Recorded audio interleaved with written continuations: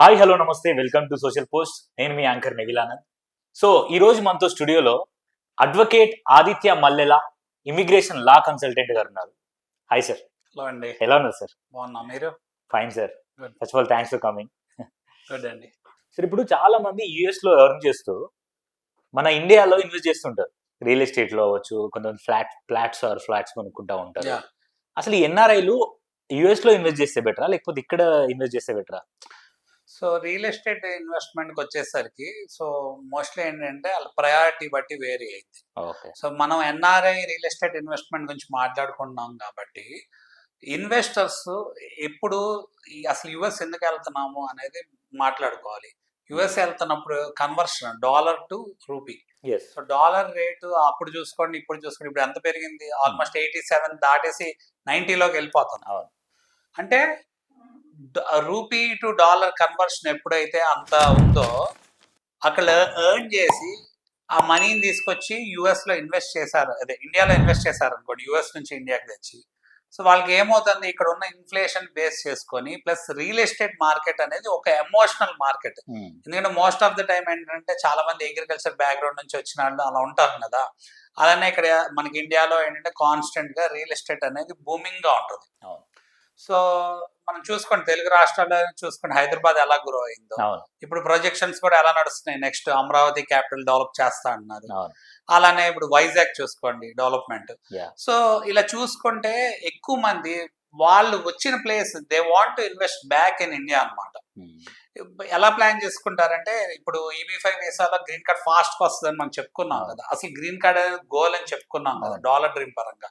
So green card వచ్చాక చాలా మంది ఏం చేస్తారంటే దే విల్ స్టార్ట్ ట్రావెలింగ్ అనమాట. కొంతకాలం ఇక్కడ ఉంటారు, కొంతకాలం అక్కడ ఉంటారు, లేకపోతే ఆల్రెడీ సిటిజన్ అయిపోతారు. గ్రీన్ కార్డ్ ఉన్న వాళ్ళు ఏంటంటే వాళ్ళ స్టేటస్ మెయింటైన్ చేసుకుంటే చాలు. సో వాళ్ళకి వచ్చే మేజర్ ప్రయారిటీ ఏంటి అంటే, వాళ్ళు అక్కడ ఇల్లు కొనుక్కోవాలి అనుకున్నారు అనుకోండి, ఇల్లు కొనుక్కుంటారు కదా, యుఎస్ లో ఇల్లు కొనుక్కుంటారు ఉండటానికి.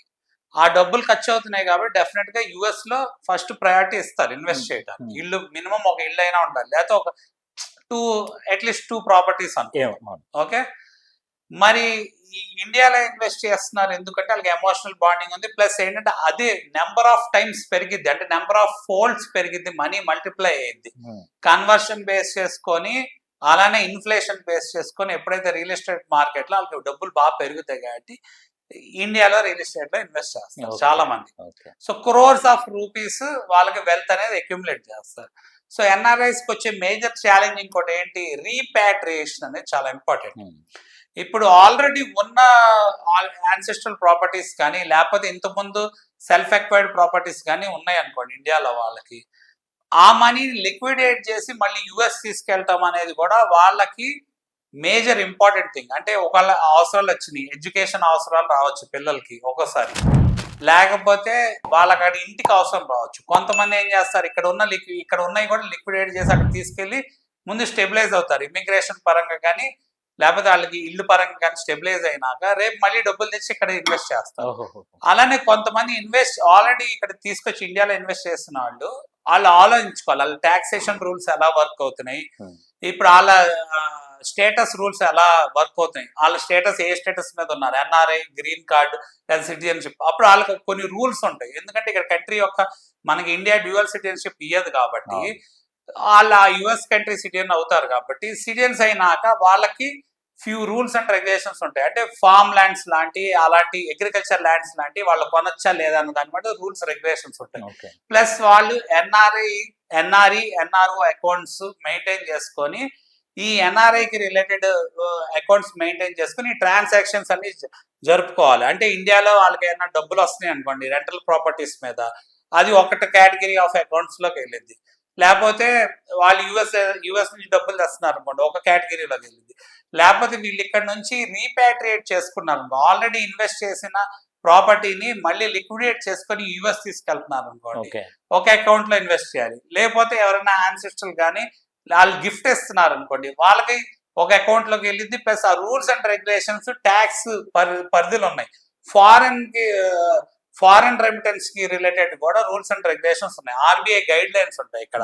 ప్లస్ ఏంటంటే ఇయర్లీ ఎంత రెమిటెన్స్ తీసుకెళ్లొచ్చు అన్న దాని మీద గైడ్ లైన్స్ ఉంటాయి. $1 million అవనండి, ఒక్కోసారి ఎన్ఆర్ఐ స్టేటస్ మీద ఎగ్జామ్షన్స్ లేకపోతే $250 ఇన్ గివెన్ ఫైనాన్షియల్ ఇయర్ అవనండి.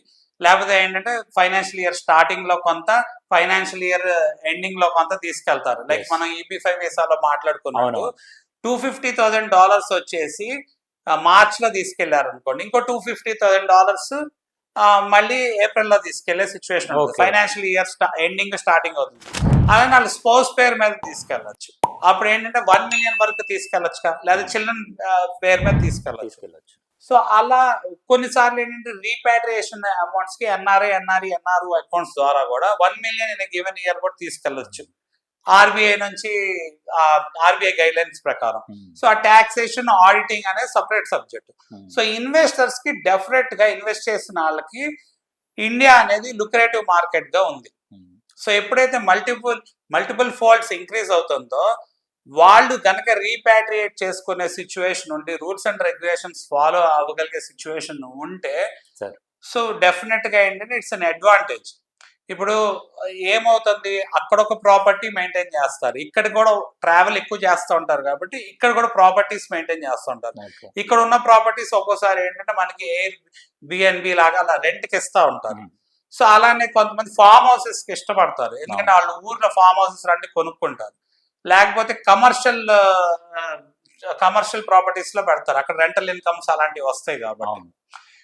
అలా వాళ్ళ ఒక ప్రయారిటీని బేస్ చేసుకొని ఎన్ఆర్ఐస్ ఏంటంటే అక్కడైతే అక్కడ, లేకపోతే ఇక్కడైతే ఇక్కడ ఇన్వెస్ట్ చేస్తుంటారు. బట్ ఇప్పుడున్న సిచ్యువేషన్ లో వాళ్ళకి ఇమిగ్రేషన్ రూల్స్ అండ్ రెగ్యులేషన్స్ పరంగా చాలా ఛాలెంజింగ్ గా మారింది కాబట్టి, వాళ్ళు మెయిన్ గోల్ గ్రీన్ కార్డ్ తెచ్చుకుంటాం కాబట్టి, సో ఈ గ్రీన్ కార్డ్ ఫాస్ట్ గా తెచ్చుకోవడానికంటే వాళ్ళకి వేరే మార్గాలన్నీ క్లోజ్ అయిపోయినాయి కాబట్టి EB-5 వీసా అనేది ఉంది. EB-5 వీసాలో మేజర్ గా మనకు కావాల్సిందే 8 crores money investment. Yes. So first priority ఆ 8 crores వెనక్కి వస్తాయని మాట్లాడుకున్నాం కదా, ఫస్ట్ ప్రయారిటీ ఏం చేస్తారు, ఆ 8 crores ఇన్వెస్ట్ చేసుకొని ఆ డబ్బులు మళ్ళీ వెనక్కి వచ్చాక వాళ్ళు దాన్ని మళ్ళీ రియల్ ఎస్టేట్ లో ఇన్వెస్ట్ చేయడం జరిగింది. Better idea. సో మంచి idea. So immigration goal achieve అయింది, ఇన్వెస్టింగ్ గోల్ కూడా వాళ్ళకి అచీవ్ అయింది.